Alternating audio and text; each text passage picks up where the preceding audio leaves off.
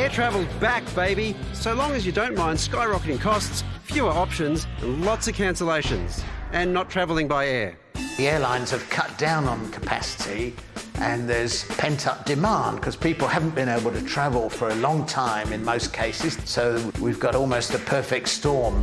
An ACCC report shows prices remain well above pre-pandemic levels. In October, the average cost of a flight was 27% higher than in 2019.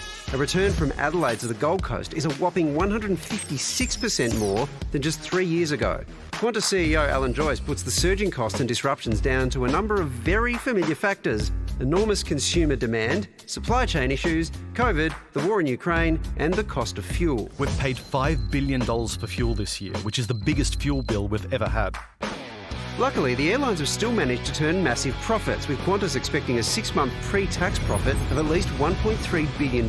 So will those sky-high ticket prices ever come back down? I hope the prices will be much less by this time next year, but I don't envisage them going down much before then.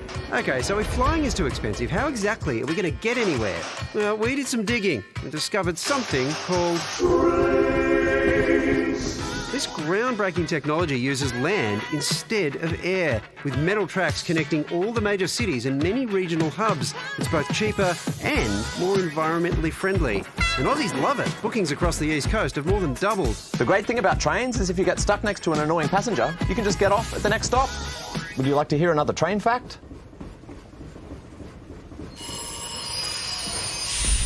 So is it time to give up on a return to smooth, cheap air travel and get used to a more grounded new normal? That was a fun trip, Tom, we had together, wasn't it, mate? What was the fact? Don't lie now, you hated it.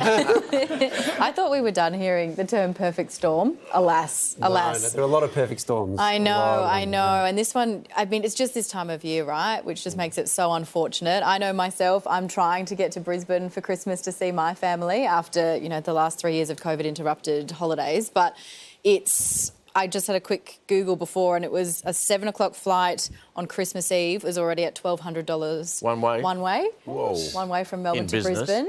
Not in business. Yeah, me. Economy. Yeah, I'm there.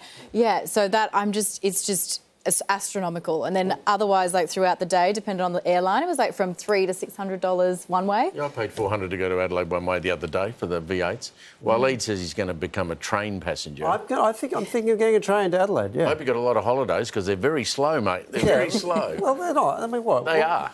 Oh, gee, all right. Compared to Europe. I mean, you've travelled a lot in Europe, right? Sorry, Pricey's got the train facts. This is what you were in Europe last year. You sound like an accusation. You were in Europe, weren't you? This year, and you used the train to get from London across to Europe, I think. Yeah.